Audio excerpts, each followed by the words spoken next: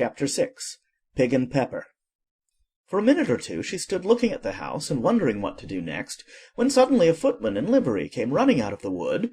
She considered him to be a footman because he was in livery; otherwise, judging by his face only, she would have called him a fish, and rapped loudly at the door with his knuckles. It was opened by another footman in livery, with a round face and large eyes like a frog, and both footmen, Alice noticed, had powdered hair that curled all over their heads. She felt very curious to know what it was all about, and crept a little way out of the wood to listen.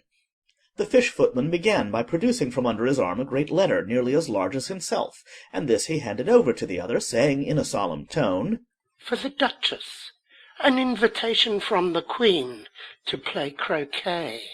The frog footman repeated in the same solemn tone, only changing the order of the words a little. "From the Queen, an invitation for the Duchess to play croquet." Then they both bowed low, and their curls got entangled together. Alice laughed so much at this that she had to run back into the wood for fear of their hearing her, and when she next peeped out, the fish footman was gone, and the other was sitting on the ground near the door, staring stupidly up into the sky. Alice went timidly up to the door and knocked. "There's no sort of use in knocking," said the footman. "and that for 2 reasons. First, because I'm on the same side of the door as you are. Secondly, because they're making such a noise inside, no one could possibly hear you." And certainly there was a most extraordinary noise going on within, a constant howling and sneezing, and every now and then a great crash, as if a dish or kettle had been broken to pieces. "Please, then," said Alice, "how am I to get in?" "There might be some sense in your knocking," the footman went on without attending to her, "if we had the door between us. For instance, if you were inside, you might knock, and I could let you out, you know." He was looking up into the sky all the time he was speaking, and this Alice thought decidedly uncivil. "But perhaps he can't help it," she said to herself. "His eyes are so very nearly at the top of his head. But at any rate he might answer questions. How am I to get in?" she repeated aloud. "I shall sit here," the footman remarked, "till tomorrow."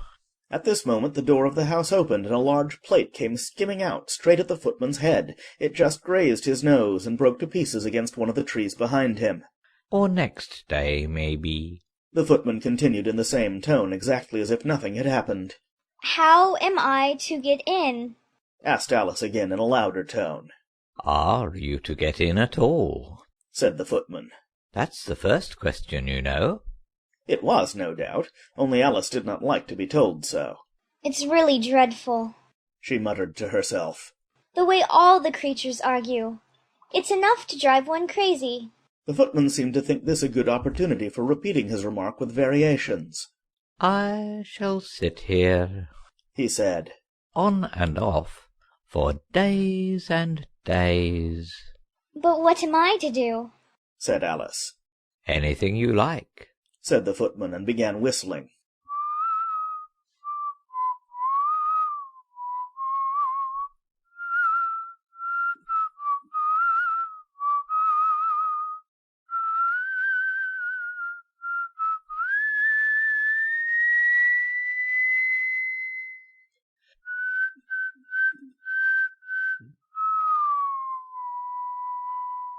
"Oh, there's no use in talking to him," said Alice desperately.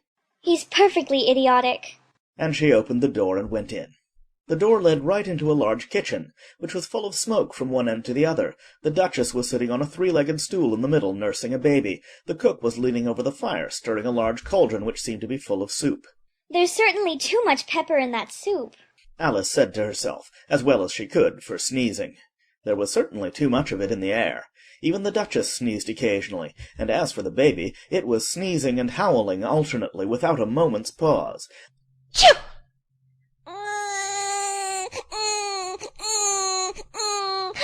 "Choo!"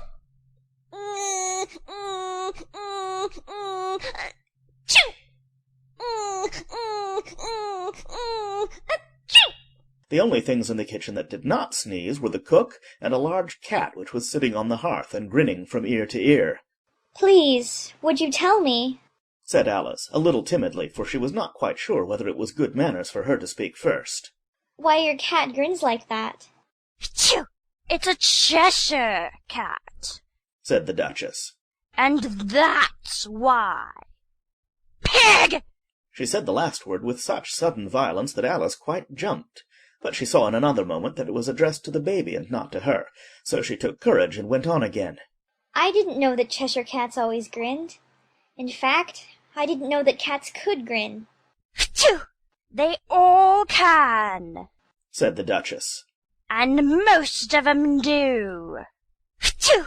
I don't know of any that do. Alice said very politely, feeling quite pleased to have got into a conversation. You don't know much, said the Duchess. and that's a fact. Phew! Alice did not at all like the tone of this remark, and thought it would be as well to introduce some other subject of conversation. While she was trying to fix on one, the cook took the cauldron of soup off the fire, and at once set to work throwing everything within her reach at the Duchess and the baby. The fire-irons came first, then followed a shower of saucepans, plates, and dishes. The Duchess took no notice of them even when they hit her, and the baby was howling so much already that it was quite impossible to say whether the blows hurt it or not. Oh, please mind what you're doing. Cried Alice, jumping up and down in an agony of terror. Oh, there goes his precious nose. As an unusually large saucepan flew close by it and very nearly carried it off. If everybody minded their own business, The Duchess said in a hoarse growl. the world would go round a deal faster than it does. Which would not be an advantage. Said Alice, who felt very glad to get an opportunity of showing off a little of her knowledge. Just think of what work it would make with the day and night. You see, the Earth takes 24 hours to turn round on its axis. Talking of axes, Said the Duchess. chop off her head. Phew! Alice glanced rather anxiously at the cook to see if she meant to take the hint, but the cook was busily stirring the soup and seemed not to be listening, so she went on again. 24 hours, I think. Or is it 12? Oh, don't bother me. Said the Duchess. I never could abide figures. And with that she began nursing her child again, singing a sort of lullaby to it as she did so, and giving it a violent shake at the end of every line. Phew! Speak roughly to your little boy and beat him when he sneezes. He only does it to annoy because he knows it teases. Wow, wow, wow. Wow. While the Duchess sang the second verse of the song, she kept tossing the baby violently up and down, and the poor little thing howled so that Alice could hardly hear the words.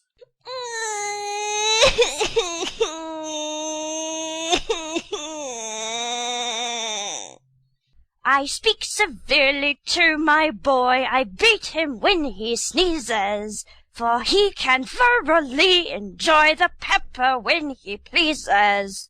Wow, wow, wow. Wow. Here, you may nurse it a bit if you like. The Duchess said to Alice, flinging the baby at her as she spoke. I must go and get ready to play croquet with the Queen. Phew! And she hurried out of the room. The cook threw a frying pan after her as she went out, but it just missed her. Alice caught the baby with some difficulty, as it was a queer-shaped little creature and held out its arms and legs in all directions. Just like a starfish. Thought Alice. The poor little thing was snorting like a steam engine when she caught it, and kept doubling itself up and straightening itself out again, so that altogether, for the first minute or two, it was as much as she could do to hold it.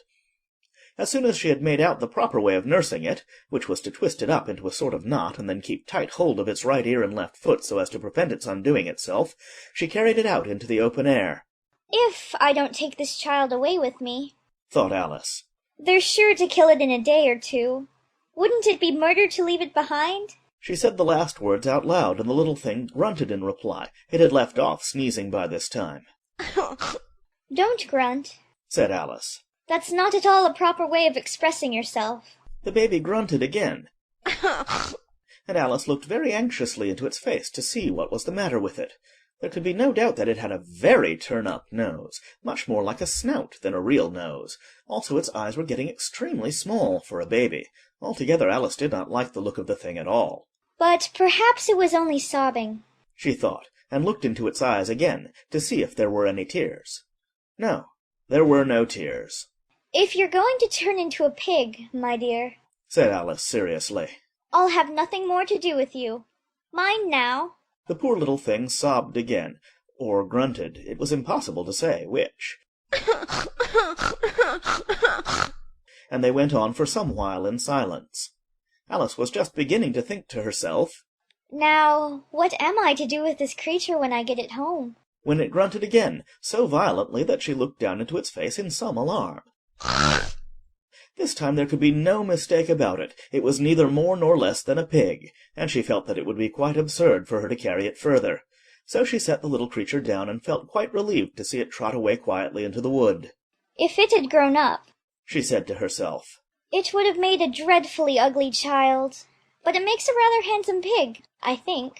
and she began thinking over other children she knew who might do very well as pigs, and was just saying to herself, If one only knew the right way to change them. when she was a little startled by seeing the Cheshire Cat sitting on the bough of a tree a few yards off. The cat only grinned when it saw Alice. It looked good-natured, she thought. Still it had very long claws, and a great many teeth, so she felt that it ought to be treated with respect. Cheshire Puss. She began rather timidly, as she did not at all know whether it would like the name. However, it only grinned a little wider. Come, it's pleased so far. Thought Alice, and she went on. Would you tell me, please, which way I ought to go from here? That depends a good deal on where you want to get to, Said the cat. I don't much care where. Said Alice. Then it doesn't matter which way you go. Said the cat. So long as I get somewhere. Alice added as an explanation. Oh, you're sure to do that, Said the cat. if you only walk long enough. Alice felt that this could not be denied, so she tried another question. What sort of people live about here? In that direction The cat said, waving its right paw round. lives a hatter, and in that direction Waving the other paw. lives a March hare. Visit either you like, they're both mad. But I don't want to go among mad people. Alice remarked. You can't help that. Said the cat. We're all mad here. I'm mad. You're mad. How do you know I'm mad? Said Alice. Oh, you must be, Said the cat. or you wouldn't have come here. Alice didn't think that proved it at all. However, she went on. And how do you know that you're mad? To begin with, Said the cat. a dog's not mad. You grant that. I suppose so. Said Alice. Well, then, The cat went on. you see, a dog growls when it's angry and wags its tail when it's pleased. Now I growl when I'm pleased and wag my tail when I'm angry. Therefore, I'm mad. I call it purring, not growling. Said Alice. Call it what you like. Said the cat. Do you play croquet with the Queen today? I should like it very much. Said Alice. But I haven't been invited yet. You'll see me there. Said the cat, and vanished. Alice was not much surprised at this. She was getting so used to queer things happening. While she was looking at the place where it had been, it suddenly appeared again. By the by, what became of the baby? Said the cat. I'd nearly forgotten to ask. It turned into a pig. Alice quietly said, just as if it had come back in a natural way. I thought it would. Said the cat, and vanished again. Alice waited a little, half expecting to see it again, but it did not appear, and after a minute or two she walked on in the direction in which the March hare was said to live. I've seen hatters before. She said to herself. The March hare will be much the most interesting, and perhaps as this is May, it won't be raving mad. At least not so mad as it was in March. As she said this, she looked up, and there was the cat again, sitting on a branch of a tree. Did you say pig or fig? Said the cat. I said pig. Replied Alice. And I wish you wouldn't keep appearing and vanishing so suddenly. You make one quite giddy. All right. Said the cat, and this time it vanished quite slowly, beginning with the end of the tail and ending with the grin, which remained some time after the rest of it had gone. Well, I've often seen a cat without a grin. Thought Alice. But a grin without a cat? It's the most curious thing I ever saw in my life. She had not gone much farther before she came in sight of the house of the March Hare. She thought it must be the right house, because the chimneys were shaped like ears, and the roof was thatched with fur. It was so large a house that she did not like to go nearer till she had nibbled some more of the left-hand bit of mushroom and raised herself to about 2 feet high. Even then she walked up towards it rather timidly, saying to herself, "Suppose it should be raving mad after all. I almost wish I'd gone to see the Hatter instead." End of chapter 6.